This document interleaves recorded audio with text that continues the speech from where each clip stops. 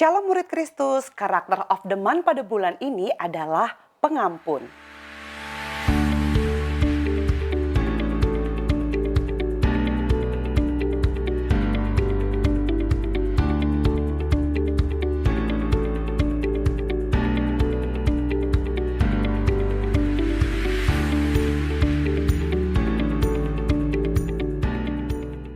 Pengampun adalah seorang yang membebaskan dirinya dari kebencian, dendam, dan amarah. Sebagian besar dari kita mungkin pernah merasa sedih, kecewa, atau bahkan marah karena sikap dan perlakuan orang lain terhadap kita. Misalnya, ada teman yang mengatakan hal yang tidak benar tentang kita. Tindakan itu membuat kita sedih dan terluka. Di satu sisi, itu adalah perasaan yang wajar. Namun sayangnya, seringkali rasa sedih, kecewa, dan terluka itu berubah menjadi kemarahan dan berujung pada perasaan dendam yang berkepanjangan. Seorang bernama Ricky Jackson mendekam dalam penjara selama 39 tahun untuk kesalahan yang tidak pernah dia lakukan. Jackson ditahan karena pengakuan bohong dari seorang pada saat kejadian. Dia adalah seorang remaja bernama Eddie Vernon. Hal yang luar biasa terjadi saat suatu ketika Jackson bertemu dengan Vernon dan dia memaafkan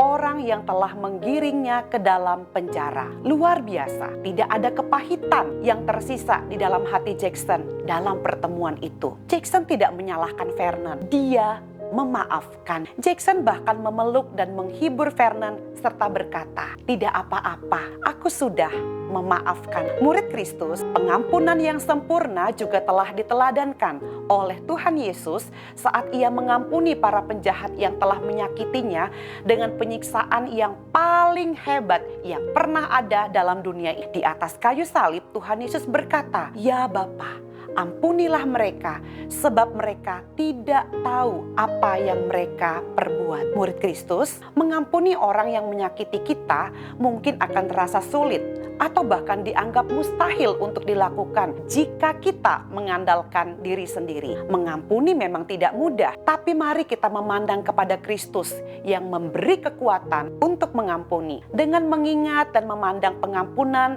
Tuhan Yesus atas dosa-dosa kita, maka sesungguhnya tidak ada kesalahan yang tidak dapat kita ampuni. Anugerah pengampunan dari Tuhan itulah sumber kekuatan untuk mengampuni. Kita bisa memulai dan membangun sikap mengampuni melalui beberapa hal berikut. Berdoalah dan sebutkanlah nama seseorang yang pernah melukai kita. Minta kepada Tuhan agar Tuhan memberkati orang tersebut. Bersikaplah ramah saat bertemu dengan seseorang yang mungkin dulunya pernah menyakiti kita. Apakah dengan cara menyapa atau dengan memberikan senyuman. Dan bersabarlah, lihat hal-hal positif yang ada di dalam diri orang tersebut. Mari kita merenungkan kebenaran ini dengan menjawab pertanyaan berikut ini. Adakah seseorang atau suatu kejadian yang membuat kita kecewa atau marah? Maukah kita belajar untuk mengampuni? Mengapa? Selamat mempraktekkan karakter pengampun. Tuhan Yesus memberkati.